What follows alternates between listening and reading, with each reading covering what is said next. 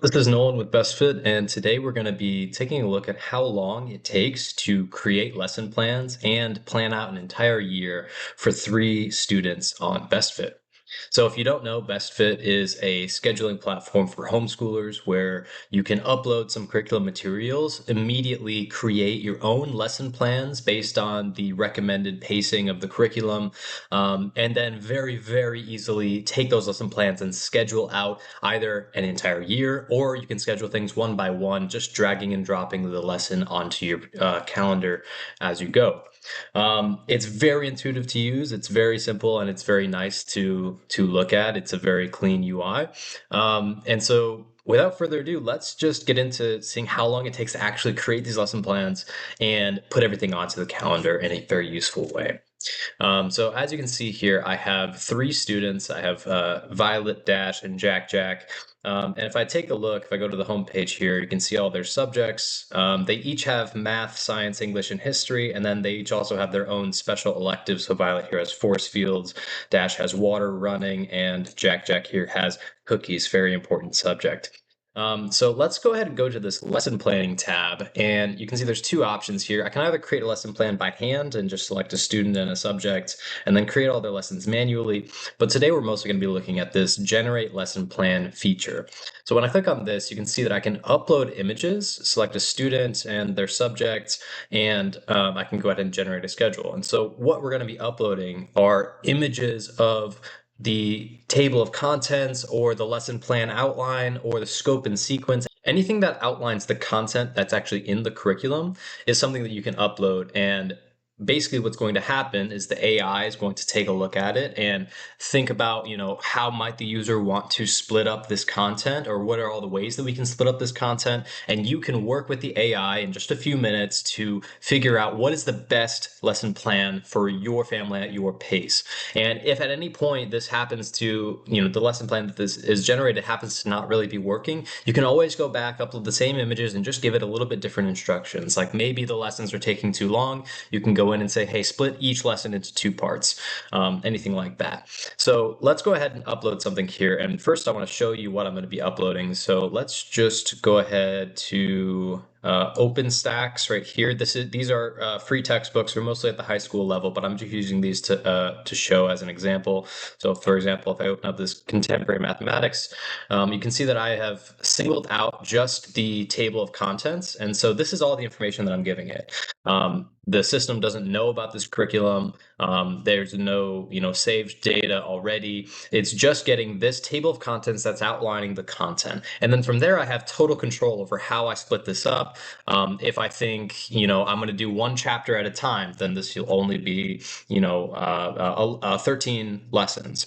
Or if I want to do the subsection, so 1.1, 1.2, 1.3 as individual lessons, that's probably more accurate, more reasonable, then I can do that. And that's probably what I'm going to do. So let's go ahead and upload that math curriculum that we just showed. Um, Stacks, and we did contemporary mathematics right there. So there you go. Now we have the table of contents in there, and let's just go ahead and select Violet's math, and then I can give this lesson plan a name. I'm just going to keep it as the default. It's going to be Violet Math 2025, and then I can give special instructions, but for now I'm going to test the system, because what's going to happen is that AI is going to take a look at what I've uploaded and then ask me questions. So I can tell it some special instructions like, split lessons up by the subsection or something like that. But for now, I'm going to leave it and let it just do its thing. So as you can see, it's now analyzing this input and thinking of any questions to ask me about how I want to split up these lessons. So we'll just give it a second here.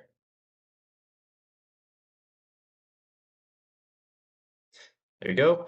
And then here are the questions. So do you want each numbered section, for example, 1.1, 1.2, 2.1, to be treated as one lesson, or do you prefer a different split? So now it's asking me questions and I can have some autonomy here. So I'm going to say to each numbered section as one lesson, like the 1.1, 1.2, etc. Next, should chapter introductions and chapter summaries be scheduled as separate lessons, or should they be included in the first and last lesson of each chapter? So if we go here, you see there's an introduction and a summary, and I just want to include that in the first lesson and the last lesson. So let's go ahead and tell it that. Um,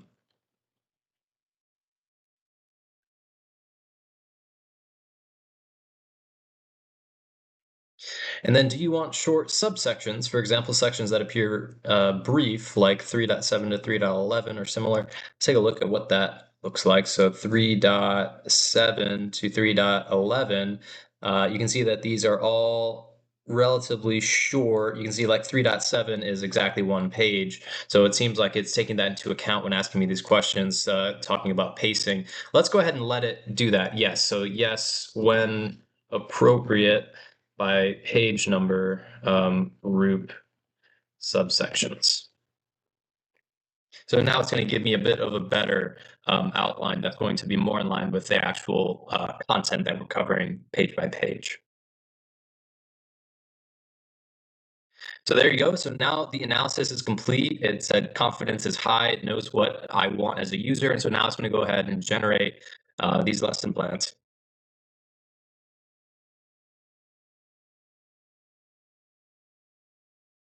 And there we go. So now we have all 100 lessons uploaded to the system.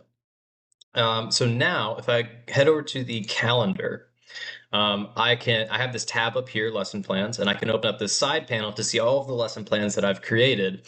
And you can see here's Violet's math. And I have two options here. I can either drag and drop the schedule or I can auto schedule. So first let's look at drag and drop. I can click on this or I can just click on the lesson. And so now you can see all of the lessons in order, and all I need to do is just click on it and drag it into the calendar, and now I have scheduled that lesson, and there it is. And then from here, my other option is this auto schedule feature. And so let's go ahead and take a look at what this does. So I have two options. I can either just schedule this week, which is the first thing we're going to show. Since I've already scheduled the first one on Monday, let's just go ahead and select all of the next ones. And you can see that it's scheduling the next lesson. So I did 1.1 by dragging it onto the calendar. I can then go right on ahead to 1.2, 1.3, 1.4, and so on. And I'm going to start all of these at, let's say 10:30, and it's going to take me 45 minutes. And so I can go ahead and schedule those days, and it's going to be Tuesday, Wednesday, Thursday, Friday at 10:30 for 45 minutes. There they are. And I can go ahead and drag this one back up there as well, just to make it in line with all the other ones. Let's see, make this 45 minutes if it'll let me. There we go. So now I have the whole week planned out for math. For Violet, only took me a second. So then your other option is to schedule all at once, and it'll just plan the entire lesson plan for you. In order to show that off, what I'm going to do is I'm going to delete all of these. When I delete lessons from a lesson plan, it just deletes it off of the calendar. It doesn't delete it from the lesson plan. I can save that for later if I want to use it for different students and things like that. So I'm going to go to this reschedule tab up here, which is very intuitive, easy to use. I'm going to select all events because right now that's all I have on there. And I'm going to just go ahead and delete them so that we can show off scheduling everything all at once. So I'm going to go to schedule all. It's going to start on Monday, and I'm just going to keep these defaults in 9 a.m., 1 hour, 5 days a week. And then I'm going to select this box right here, skip no school days. So when I set up my account, I selected that I don't want to do school on weekends and when I'm going to be on holiday break, spring break, vacations, things like that. So the system already knows when I'm going to be doing school and when I'm not going to be doing school. So I can just go ahead and click this button, and in just a few seconds, going to have the entire lesson plan on my calendar in order, skipping weekends, skipping days that I'm not going to be doing school, like holidays. We're going to take a look at Christmas here in a second. Christmas is going to be next week. And you can see this entire week is off. There's no lessons. But on the weeks that we do have school, you can see 9 a.m. to 10 a.m. I've got all my lessons in order. I have a little description with the page numbers and everything. And so it's really easy to use, really intuitive, and it was very, very quick to set up. up. And now, before we get into scheduling the rest of the three students that I have here on this account, let's take a look at one last feature, which is the reschedule button. So if I go ahead to the reschedule button, we showed this a second ago, how to delete all selected events, but I'm assuming that you don't always want to do that. So for example, a very common thing is if something happens, maybe the kids get sick or there's some event that happens and you want to push everything back a day. It is very, very easy to do. Like I said, the system already knows when you're going to be doing school, when you're not going to be doing school. So if you go ahead and select what day you want to push everything back from, we're going to do on and after this Wednesday. So it's going to include that Wednesday because I have on selected there. If I want it just after, so Thursday and beyond, I can do that, but I'm gonna include that Wednesday. And so we'll see that Wednesday is going to be empty, and we want the rest of the days to just move those lessons forward. So what we're going to do is we're going to go down here to move later and move later by 1 day. And then you can see this box appears again. We're going to skip no school days. So we're going to skip those weekends and skip whenever we're on holiday break or anything like that. Let's go ahead and apply this reschedule. And it's only going to take a second. And then just like that, everything is going to be moved forward just like this. So we see 1, 2, we've got an empty Wednesday, 3, 4, and then still an empty Christmas, empty New Year's, and then the rest of the year has been just pushed forward in the schedule. Still nothing on the weekends.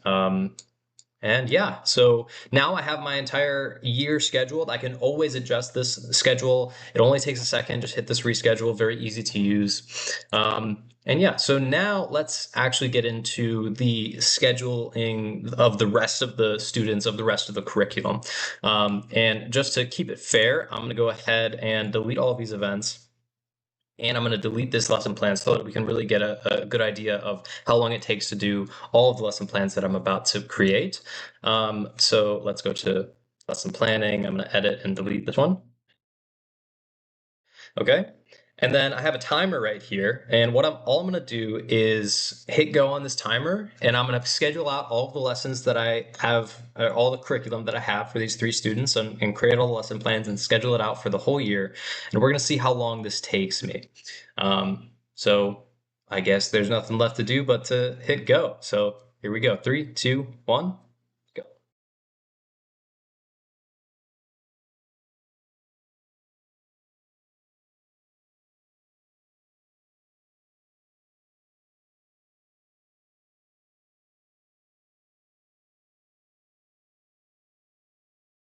All right, and that is the end. So let's go ahead and stop our timer. Took us about an hour and 15 minutes, and I have 15 lesson plans that I've created from just uploading mostly tables of contents from some free curriculum that I found. But there were also some actual images of real curriculum from some of the parents that we've been in contact with, as well as some custom ones, such as the cookies curriculum for Jack Jack, the water running for Dash, and then the force fields curriculum for Violet. And if I were to total this up, I would say that on average, I think these are all above 100 lessons each. So that's 500 for each of them. Around 1,500 lessons have been now added to my account. The only thing that's left to do is now go to my calendar and auto schedule everything. It shouldn't take too long, so I'll just go ahead and speed this up here.